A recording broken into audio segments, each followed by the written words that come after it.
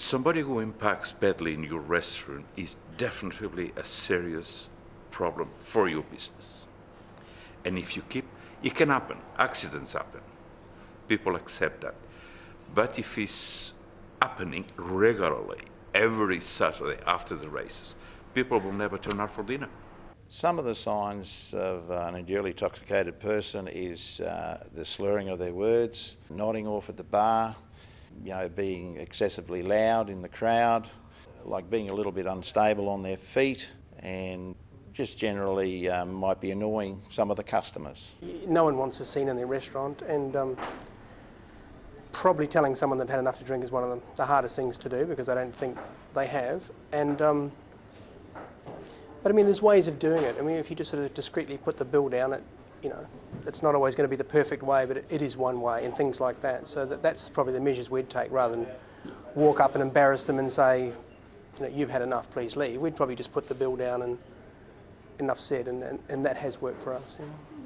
People have become, they understand the rules a lot more, and they've learnt, and they understand that it's not actually you that's telling them they can't drink, it's the law, and everybody has to abide by it. So, if you've got a good patron behaviour management strategy, it helps keep a good level of client behaviour and enjoyment without going over the top.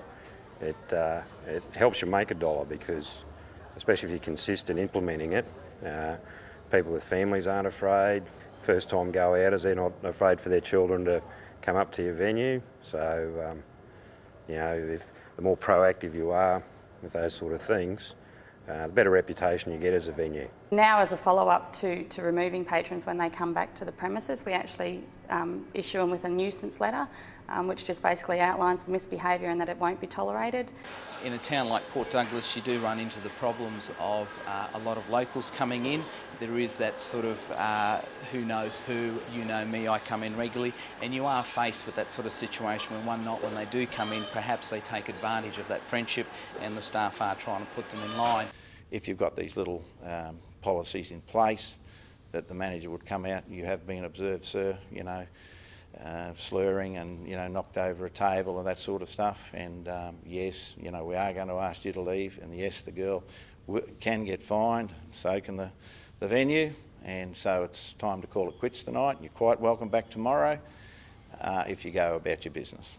Well, the next thing is then we offer to say, look, is there anybody in your party that can drive you home? Do you need a cab? We'll ring you a cab if you wish. Is there anybody we can ring that can come and pick you up?